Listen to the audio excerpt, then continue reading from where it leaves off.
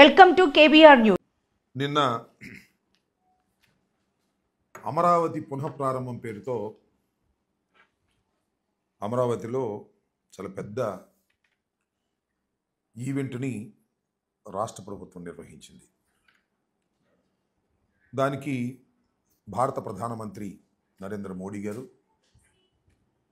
ఇంకా రాష్ట్రంలో ఉన్నటువంటి కూటమి ప్రముఖులు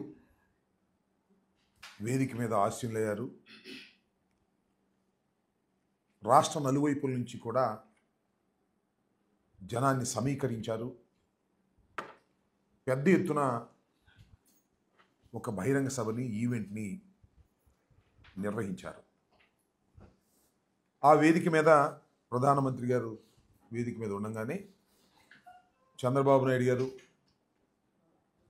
పవన్ కళ్యాణ్ గారు వారి అబ్బాయి ఉపన్యాసాల్లో అనేకమైనటువంటి అసత్యాలను చెప్పేటటువంటి ప్రయత్నం చేశారు. నిన్న ఆ సభ చూసిన తర్వాత అమరావతి అనేది ఒక అంతులేని కథ, దానికి అసలు సశేషం ఉండదు, పునఃప్రారంభం మళ్ళా పునఃప్రారంభం తప్ప ఒక అంతం లేని కథలాగా కొనసాగుతుందనేటువంటి భావన రాష్ట్ర ప్రజానీకానికి కలిగిందని ఈ సందర్భంగా నేను చెప్పదలుచుకున్నాను. నిజంగా 2014లో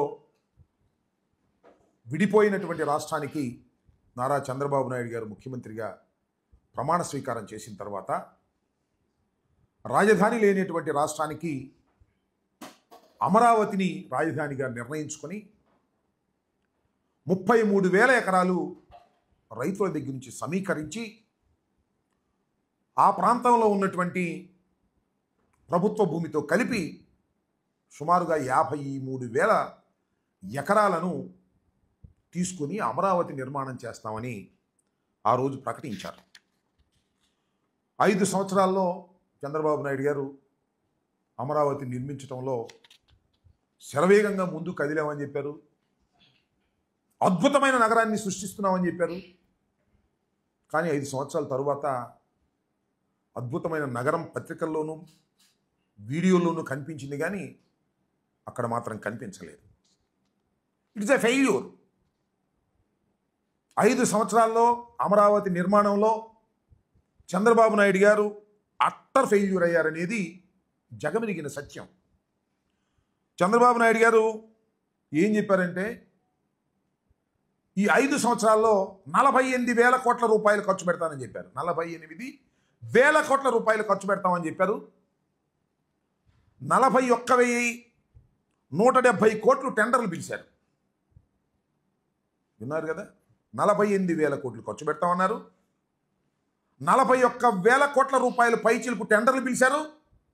ఖర్చు పెట్టింది ఎంత అంటే 5,587.28 కోట్ల రూపాయలు ఖర్చు పెట్టారు.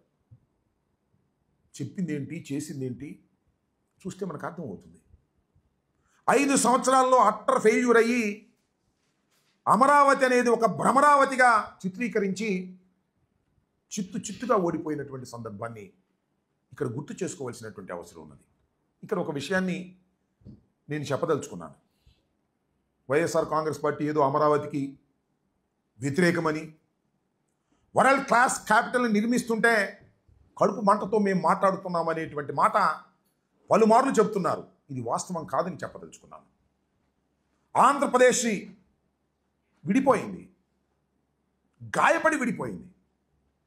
రాజధాని లేదు. రాజధాని నిర్మాణానికి కేంద్రం 2,500 కోట్ల రూపాయలు ఇస్తామని చెప్పింది. రాజధాని నిర్మించుకోవాల్సిన పరిస్థితి ఏర్పడింది. ఆర్థిక పరిస్థితి బాగోలేదు. హైదరాబాద్ లాంటి పట్టణాన్ని కోల్పోయాం. అక్కడి నుంచి ఇక్కడికి వచ్చేసాం. 10 సంవత్సరాల పాటు హైదరాబాద్లో ఉన్నటువంటి ఇన్ఫ్రాస్ట్రక్చర్ని రాజధానిగా ఉపయోగించుకునేటటువంటి ఫెసిలిటీని మనకి విభజన చట్టం కల్పించింది. చంద్రబాబు నాయుడు గారు వచ్చారు, ఏం చేశారని అడుగుతా ఉన్నా. రాజధాని నిర్మాణం చేపట్టారా? రాజధాని నిర్మాణం కాదు, రాజధాని పట్టణాన్నే నిర్మిస్తామన్నారు. దురదృష్టం అంటున్నాను. ఒక అద్భుతమైన పట్టణాన్ని నిర్మించగలిగినటువంటి స్థాయిలో గాయపడి విడిపోయినటువంటి ఆంధ్రప్రదేశ్ ఆర్థిక వనరులు ఉపయోగపడతాయా అనేది ఆలోచించలేదు. ఒక అద్భుతమైన నగరం నిర్మిస్తాను. ఎంతండి అద్భుతమైన నగరం నిర్మించడానికి? 1,00,000 కోట్ల. 1,00,000 కోట్లతో అద్భుతమైన నగరాన్ని నిర్మించడానికి కావలసినటువంటి ఆర్థిక వనరులు ఆంధ్రప్రదేశ్కు ఉన్నాయా? లేవు కదా. లేకపోయినా నేను నిర్మిస్తానని చంద్రబాబు నాయుడు గారు కలలు కన్నారో లేకపోతే ఆశపడ్డారో నాకు తెలియదు, కానీ కొంప ముంచేశారని ఈ సందర్భంగా నేను చెప్పదలుచుకున్నాను. 5 సంవత్సరాల పాటులో నేను ఇంతకుముందు చెప్పినట్టుగా 48,000 కోట్లు ఖర్చు పెడతామని కేవలం 5,000 పైచీలు కోట్లు ఖర్చు పెట్టి గంగలో ముంచేశారు. రైతుల దగ్గర నుంచి 33,000 ఎకరాలను సేకరించారు. రైతులకు ఏం చెప్పారండి? అద్భుతమైన ఫ్లాట్లు ఇస్తామన్నారు, రిటర్నబుల్ ఫ్లాట్స్ ఇస్తామన్నారు, మిమ్మల్ని లక్షాధికారులను చేస్తామన్నారు. ఎంత చేశారండి? ఇప్పటివరకు ఇచ్చారా? 68% మాత్రమే రిజిస్టర్ చేశారు. ఇంకా 32% ఇంకా రిజిస్టర్ కాల. చంద్రబాబు నాయుడు గారు అధికారంలోకి వచ్చే సంవత్సరం అయినా కూడా రిజిస్టర్ కాల. ఎవరు మోసం చేస్తున్నారు రైతుల్ని, అమరావతిని? అమరావతిని ఎవరో విధ్వంసం చేశారంటున్నారే.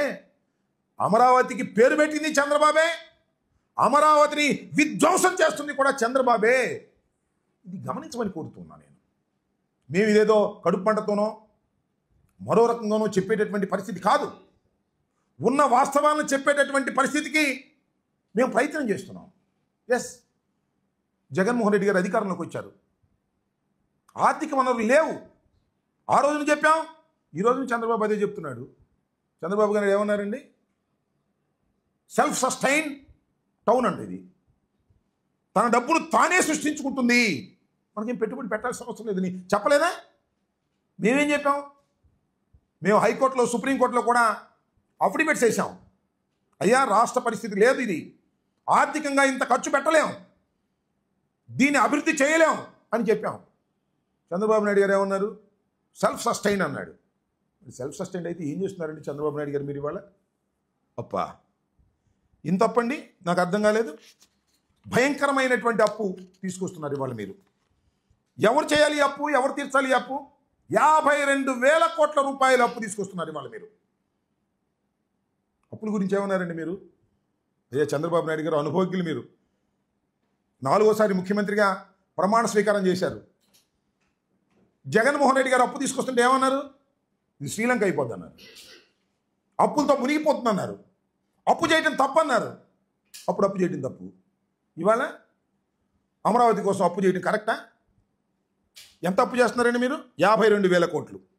ఏడీబీ బ్యాంకు నుంచి 15,000 కోట్లు, కేఎఫ్డబ్ల్యూ నుంచి 5,000 కోట్లు, హట్కో నుంచి 21,000 కోట్లు, సిఆర్డీఏ కమిట్ అయిన అప్పులు మరొక 21 కోట్లు, మొత్తం 52,000 కోట్ల రూపాయలు మీరు తీసుకొస్తున్నారు. ఇది ఎంతవరకు సమంజసం? సరే, తీసుకొస్తున్నారు. ఈ 52,000 కోట్ల రూపాయలు మీరు ట్రాన్స్పరెంట్గా ఖర్చు పెడుతున్నారా?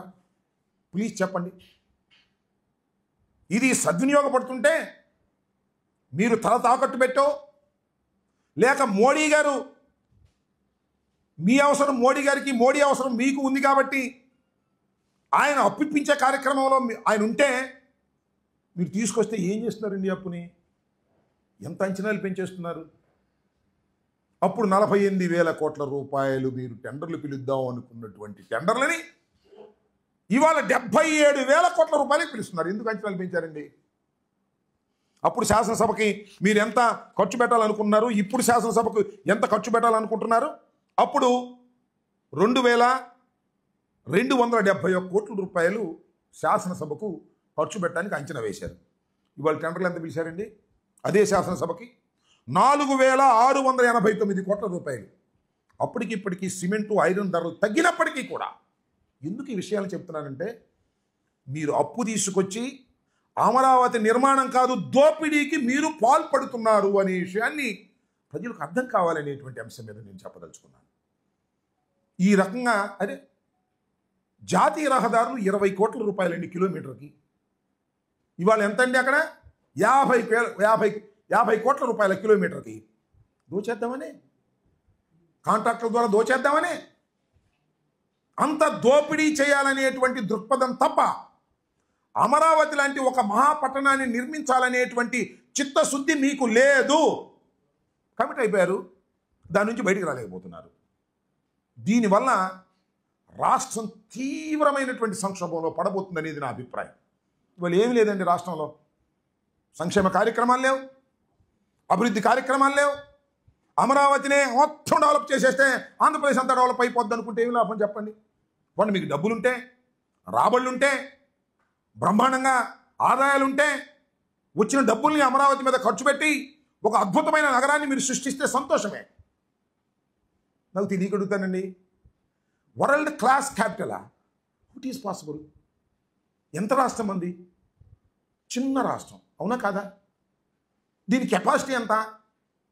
గాయపడినటువంటి రాష్ట్రం కదా, విడిపోయినటువంటి రాష్ట్రం కదా. ప్రత్యేక హోదా ఉంటే తప్ప ఈ రాష్ట్రం బాగుపడదని ప్రత్యేక రాష్ట్రం ఇస్తామని చెప్పి హామీ ఇచ్చి మన బుజ్జగించి మన బయటికి పంపించారే. పోలవరాన్ని కూడా మేమే నిర్మిస్తామన్నారే. ఆర్థికంగా దెబ్బతినిపోతుంది ఈ రాష్ట్రం విడిపోతే అని భావించారే. అలాంటి రాష్ట్రానికి మీరు ఒక మహాపట్టణాన్ని, that to a world class capital, ఏంటండి ఇదేమో దేశమా?